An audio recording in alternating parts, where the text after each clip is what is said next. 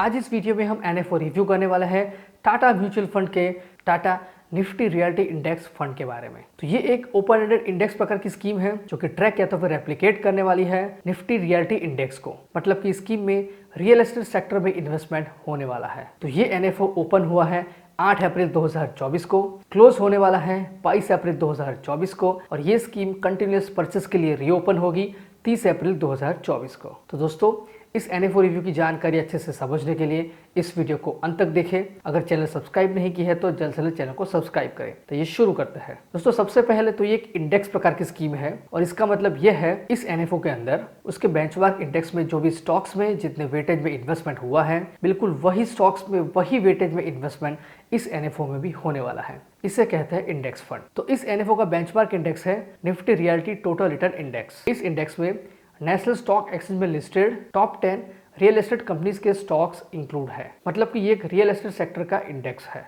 तो इस इंडेक्स के टॉप 10 स्टॉक्स और उसके वेटेज की बात करें तो टॉप पर है टीएलएफ लिमिटेड 29.27%, और Macrotech Developers Limited 15.46%, Godrej Properties Limited 13.29%, Phoenix Mills Limited 13.11%। उसी तरह से Oberoi Realty Limited, Prestige Estate Projects Limited, Brigade Enterprise Limited, Sobha Limited, Mahindra Life Space Developers Limited and Sunteck Realty Limited. ये है इस इंडेक्स के टॉप 10 स्टॉक्स और उसके वेटेज के बारे में।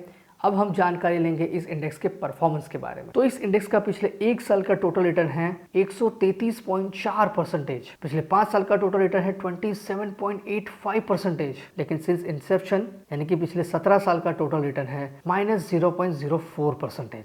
तो दोस्तों इसके परफॉर्मेंस से जानकारी मिलती है इस इंडेक्स ने पिछले कुछ ही सालों में अच्छा परफॉर्मेंस देना शुरू किया है और गवर्नमेंट का फोकस भी इस सेक्टर पर है। तो हम आगे भी ऐसे अच्छे परफॉर्मेंस की उम्मीद इस सेक्टर से लगा सकते हैं। मतलब कि इस इंडेक्स में इन्वेस्टमेंट करना फायदेमंद साबित हो सकता है। तो अब इस एनएफओ के एसेट एलोकेशन की बात करें तो 95 से लेके 100% तक का इन्वेस्टमेंट हो सकता है निफ्टी रियलिटी इंडेक्स के स्टॉक्स में, 0 से लेके 5% तक का इन्वेस्टमेंट हो सकता है debt and money market instruments में। इस एनएफओ के फंड मैनेजर है mister Kapil Menon. Minimum application amount है 5,000 रुपए और 1 रुपए के मल्टीपल्स में। मिनिमम एडिशनल परचेज आप कर सकते हैं 1,000 रुपए और 1 रुपए के मल्टीपल्स में, और मिनिमम रिडम्पशन आप कर सकते हैं 500 रुपए से। इस स्कीम में एसआईपी, एसटीपी, एसडब्ल्यूपी सारी फैसिलिटीज अवेलेबल है। प्लान एंड ऑप्शन की बात करें तो यहाँ पर डायरेक्ट एंड रेगुलर दोनों ही प्लान अवेलेबल है, और ऑप्शन में ग्रोथ एंड डिविडेंड, उसमें भी पे आउट एंड री इन्वेस्टमेंट, सारे प्लान एंड ऑप्शन इस एनएफओ में इन्वेस्टमेंट के लिए अवेलेबल है। लोड स्ट्रक्चर की बात करें तो एंट्री लोड एप्लीकेबल नहीं है, और एग्जिट लोड में यूनिट अलॉटमेंट से 15 दिन के अंदर कुछ भी रिडम्पशन स्विच किया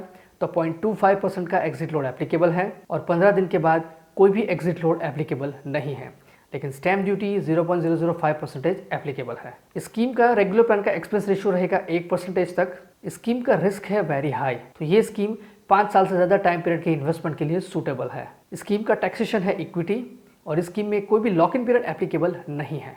अगर आप इस एनएफओ में इन्वेस्टमेंट करना चाहते हैं इस एएमसी की एप्लीकेशन और वेबसाइट के जरिए, आप डायरेक्ट प्लान में इस एनएफओ में इन्वेस्टमेंट कर सकते हैं, या फिर कोई भी AMFI certified mutual fund distributor की हेल्प से आप रेगुलर प्लान में इस एनएफओ में इन्वेस्टमेंट कर सकते हैं, या तो फिर कोई भी थर्ड पार्टी एप्लीकेशन के जरिए आप इस एनएफओ में इन्वेस्टमेंट कर सकते हैं। अगर आप फंड्स बाजार के जरिए इस एनएफओ में इन्वेस्टमेंट करना चाहते हैं तो इसकी लिंक आपको pin comment and description box में मिलेगी। उस लिंक से बहुत आसानी से आप अपना अकाउंट ओपन करें और इस एनएफओ में इन्वेस्टमेंट शुरू करें। तो दोस्तों ये थी जानकारी एनएफओ रिव्यू के बारे में। अगर आपको इस जानकारी में कुछ डाउट्स हैं तो कमेंट सेक्शन के जरिए आप मुझे बता सकते हैं। अगर आपको ये जानकारी पसंद आई है तो इस वीडियो को लाइक करें, कमेंट करें, शेयर करें। अगर चैनल सब्सक्राइब नहीं की है तो चैनल को सब्सक्राइब करें।